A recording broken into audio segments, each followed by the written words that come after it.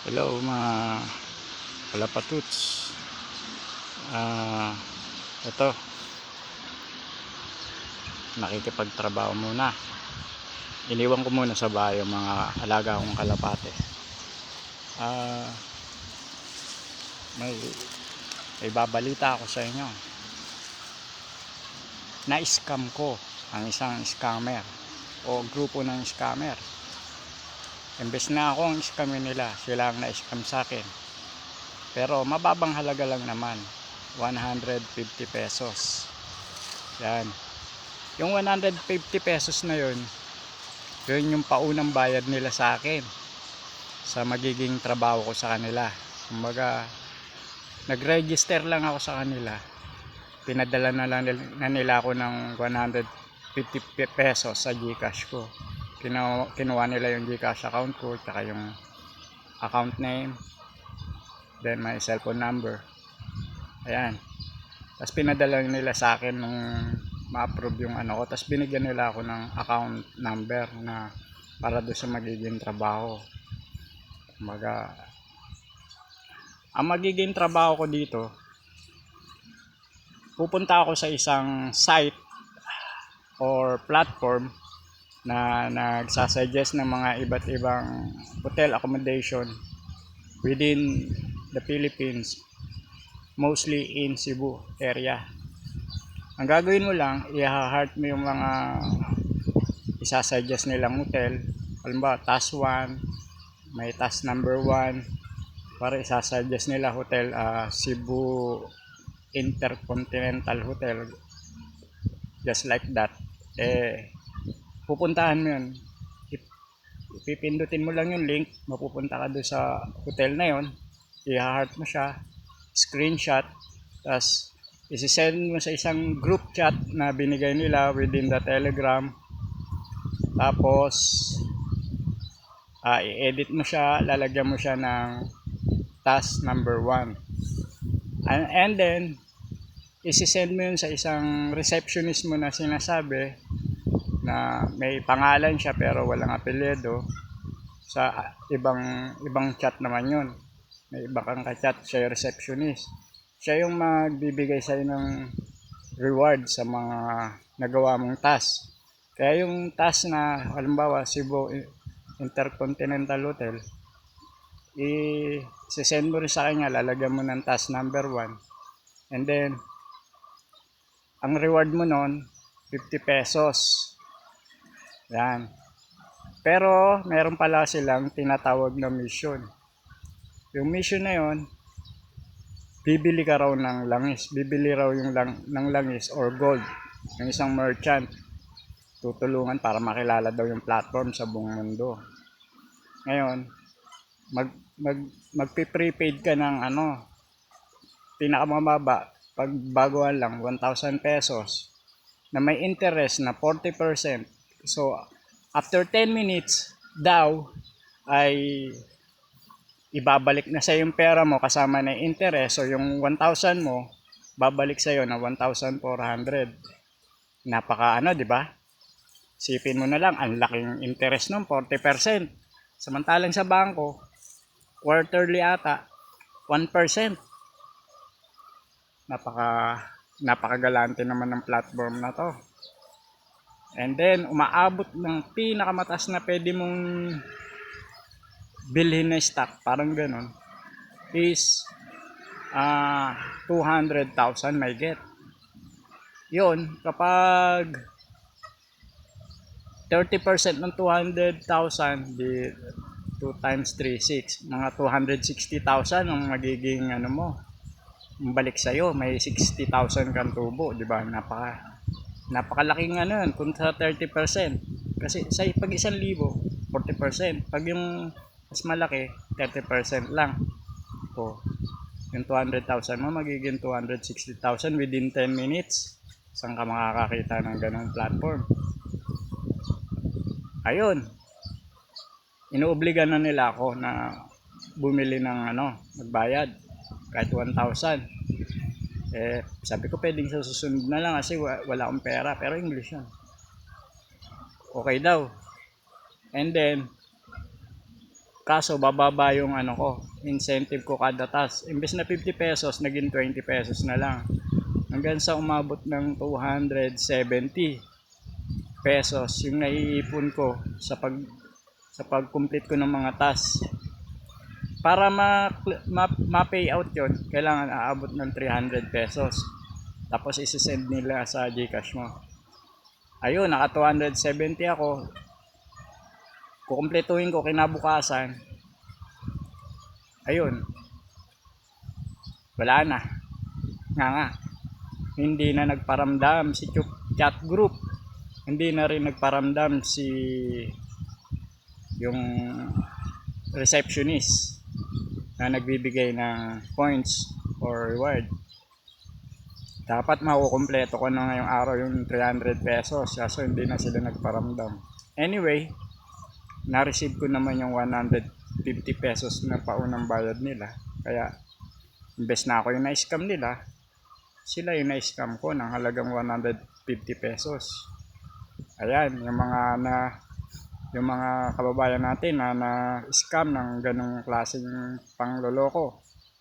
Naibawi ko kayo ng 150 pesos. Sigurado, ang sakit sa loob niya, ang sakit sa kalooban nila yon. Hindi nila matanggap na nabawasan ng 150 pesos yung ano nila, kaban ng yaman na kinurakot nila sa mga naloko nila na biktima nila.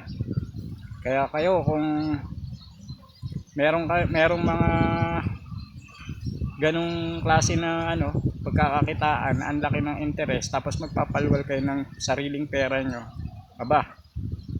magtanong-tanong muna kayo sa mga kinauukulan, sa mga best friend nyo, kung may natanggap ba sila na ganitong klase o na-experience na ganitong klaseng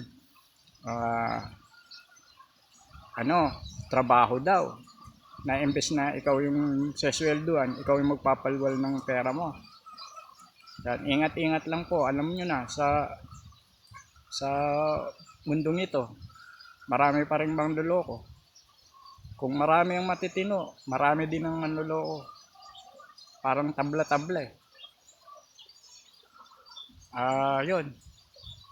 Ingat-ingat po kayo sa mga online na ganyan. Buti ako, hindi ako nakapagpalwal, wala akong ipapalwal. Ang gagawin ko sana, kung ano yung makukuha ko sa kanila, yun din yung ipapaikot ko. Kaso hindi na dumating sa ganung punto na natunugan nila na wala silang mapapala sa akin. Yun. Kaya ang saya-saya ko. Isang grupo ng scammer ang naligtasan ko. At sila naman nakapagpalwal ng 150 pesos. Maliit na bagay lang sa kanila yun kung ikukumpara sa malaking halaga na nakurakot nila sa ibang tao. Pero gusto ko lang malaman nila na hindi lahat pwede nilang lokohin. Oo, nangangailangan ako ng pera. Pero nagtatrabaho ko ng maayos. Kahit mahirap ang trabaho. Dahil alam ko, yung paghihirap ko, may kapalit, may katumbas na pagpapala balang araw. Pagpapagal ko, yung kinakain ko, pinagpapawisan ko yan. Pero yung 150 na nanggaling sa kanila, salamat. Sana hindi lang 150 yung binigay nila sa akin. Sana malaki-laki man lang para nakapagkain man lang ako sa fast food. Yung 150 na yun, pinanggas ko lang ng motor ko yun. Kundi dahil sa kanila wala akong panggas, wala akong pang-load ng cellphone. Ayan, ay pan-load ko pa ng cellphone ko. Salamat sa tulong na ibinigay nyo sa akin na meron na akong panggas ng motor, meron pa akong pan-load. Ayan. Sana yung iba dyan, ganun uli gawin nyo sa akin. Para laki-lakihan nyo naman, lowest 500. O sige, salamat sa mga, sana may natutunan kayo sa akin o may naging aral. Hindi naman tayo na biktima pero at least prevention is better than cure. Okay, Shoutout nga pala sa mga lahat ng mga masisipag na nagtatrabaho sa iba't ibang panig ng mundo. Una sa Asia, China, Singapore, Thailand, Japan. Yan, marami tayong mga kababayan din sa Japan. Sa Hong Kong, Singapore, yan, marami dyan.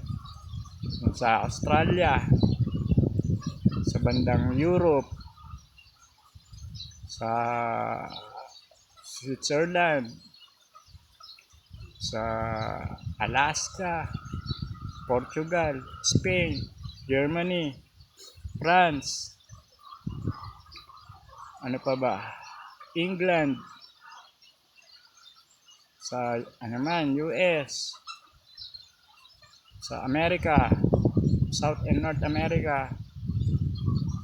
Ay, yung Alaska ata, bandang North America ata yan. USA, Canada, at kung ano-ano pa, hindi ko kabisado. Lahat ng mga bansa dyan sa Amerika. Argentina siguro, Argentina, parang gano'n. Hindi ako sure eh. Mga kamag-anak ko dyan sa Canada. Yan. My GCash number is 093546360608. Yan. Sa mga gustong magbigay ng akinaldo dyan sa akin. Inuulit ko, 093546360608. Yan.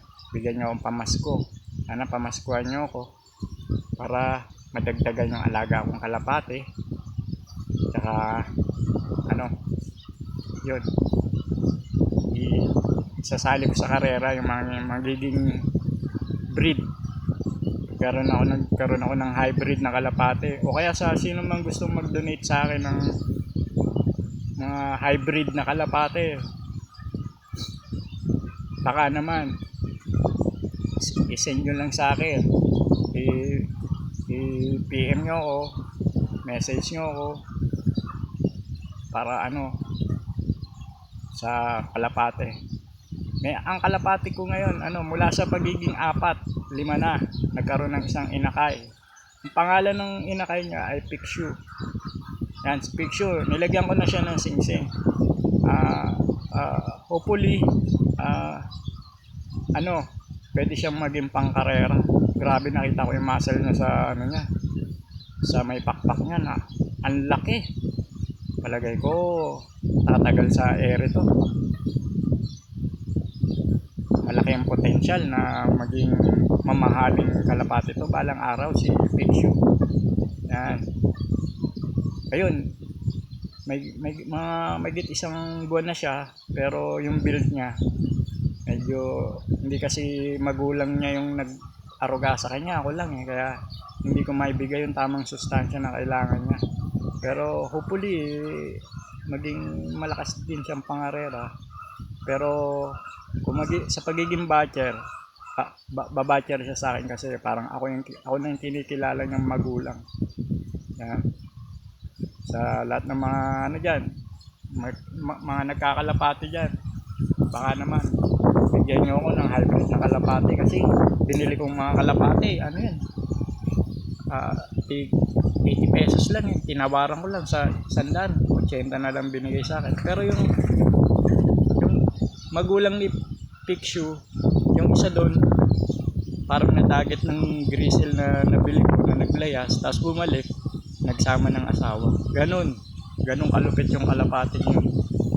Dahil binili ko lang siya, tapos hindi ko naman siya pinagwisan, tinape ko lang, tapos ilang araw lang tinanggal ko na. Tapos ayun, umalis. Yung pala, naganap lang ng makakasama, bumalik. May kasamang kulay puti na parang cowboy na racing, malaking ilong parang ilong ko yun, tinamaan ako O sige, sana magustuhan nyo ang aking video. Sana may maganda akong naitulong, may impluwensya akong naibigay sa inyo, na mag-iingat po tayo lagi at manatili tayong malusog.